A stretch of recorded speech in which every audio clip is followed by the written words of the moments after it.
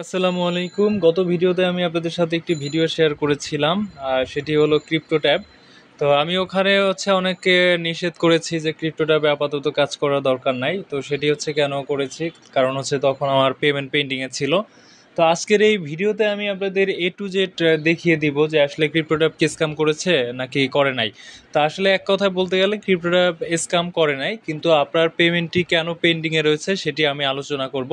তো এখানে দেখুন, আমার কিন্তু এই যে পেমেন্ট হিস্টোরিতে প্রথমে আমি ওই যে 9 এপ্রিলে পেমেন্ট রিকোয়েস্ট করেছিলাম, বাট আমার পেমেন্টটি প্রায় 1 মাসের মতো ঝুলিয়ে রেখেছে এবং আমাকে পেমেন্টটা কিন্তু শেষ পর্যন্ত দেয় নাই। এবং আমি সেই পেমেন্টটাকে ক্যান্সেল করে দিয়েছিলাম।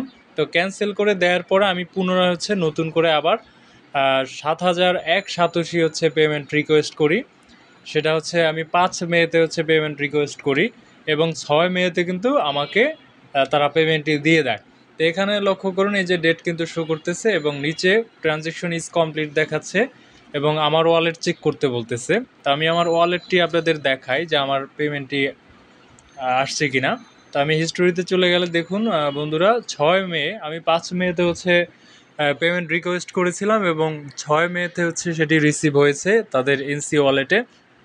তো এখানে আপনারা ফিগারটা লক্ষ্য করলে দেখবেন 7,001 সাতোশি, অর্থাৎ একদিন পরেই কিন্তু আমার পেমেন্টটি করে দিচ্ছে।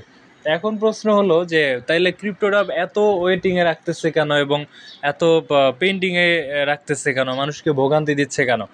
এর একটা সহজ সমাধান আপনারা যদি একটু লক্ষ্য করেন, আমি যে আগে যে উইথড্রয়ালটি আবেদন করেছিলাম সেটির অ্যামাউন্ট খুবই কম ছিল। তো আমাকে তারা একটি মেইল, আমি সাপোর্টে কথা বলেছি, আমাকে তারা মেইলে অ্যান্সার দিয়েছে যে আসলে এখন ক্রিপ্টোকারেন্সির মার্কেট হাই এবং এই মিনিমাম অ্যামাউন্ট যখন লেনদেন করতে যায় তো এটার প্রায়োরিটি খুব লো থাকে।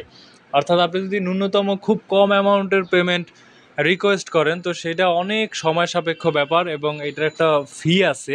তো সেই ফি কিন্তু আপনার 1,000 সাতোশি ট্রান্সফার করতেও যেই ফি, ইভেন আপনারা যদি 50,000 বা 10 লাখ সাতোশি আপনি ট্রান্সফার করেন, ঠিক ব্লক চেইনের কিন্তু ফি একই কাটে। তো এই জন্য তারা সাজেস্ট করে যে আপনারা একটু অ্যামাউন্ট বাড়াই পেমেন্ট উইথড্রয়াল রিকোয়েস্ট করেন। তা আমি কিন্তু দেখুন পরবর্তীতে আমি 7,001 সাতোশি পেমেন্টের জন্য রিকোয়েস্ট করেছিলাম 5 মে এবং সেটি আমাকে এনসি ওয়ালেট 6 মেতে দিয়ে দিয়েছে। তো এখানে আপনারা দেখতে পাচ্ছেন আমার কিন্তু অলরেডি রিসিভ হয়ে গেছে। তাহলে নির্দ্বিধায় বলা যেতে পারে যে আপনারা আবার নতুন করে কাজ শুরু করে দিতে পারেন, কারণ ক্রিপ্টো ট্যাব এমন কোনো প্রজেক্ট না, এটি একটা যথেষ্ট এস্টাবলিশড একটা প্রতিষ্ঠান বা প্রজেক্ট। কারণ তাদের নিজস্ব ব্রাউজার রয়েছে এবং মাইনিং ফার্ম রয়েছে, এছাড়া নিজস্ব একটা ওয়ালেট রয়েছে। তাছাড়াও আপনারা এখানে যদি আরেকটু দেখেন, আমার যে 6 মেতে যে অ্যামাউন্টটা রিসিভ হয়েছে তার কিন্তু একটা বেনিফিট তারা রেগুলার বেসিস আমাকে দিচ্ছে। তো সিটিসি যেই রিসিপ্টগুলো দেখতে পাচ্ছেন উপরে, এটা কিন্তু তাদের একটা কয়েন, ক্রিপ্টো কয়েন বা তাদের নিজস্ব একটি কয়েন। তো এখানে আসলে লস করার কিছুই নাই। আর এই ওয়ালেটে যদি আপনার অ্যামাউন্ট রাখেন, যেমন আমার $4.28 এখানে রয়েছে। তো আমি কিন্তু রিসিভ করেছিলাম, এখানে উপরে যদি অ্যামাউন্টটা আপনারা দেখেন, আমার কিন্তু রিসিভ হয়েছিল 7,001 সাতোশি। তো এখানে কিন্তু আরও বেশি রয়েছে অ্যামাউন্ট, এখানে আছে 7,052 সাতোশি। হ্যাঁ, 7,052 সাতোশির মতো রয়েছে। তো এটা আসলে কি, এটা অ্যানুয়াল ইন্টারেস্ট রেট। আপনার ওয়ালেটে যদি আপনার অ্যামাউন্ট থেকে থাকে তো তারা ইয়ারলি 6% প্রফিট দেবে আপনাকে। তো আজকের ভিডিওটাই ছিল, এই ভিডিওটা শুধু তাদের জন্য যে যারা এখনও মনে করেন যে ক্রিপ্টোটা আসলেই স্ক্যাম হয়েছে। এটি একটি ভুল কথা। আপনারা এখান থেকে কন্টিনিউ কাজ করতে থাকেন, অবশ্যই অ্যামাউন্ট বাড়ায় রিকোয়েস্ট করবেন। আমি আশা করি একদিনের আগেই আপনারা পেমেন্টটি পেয়ে যাবেন।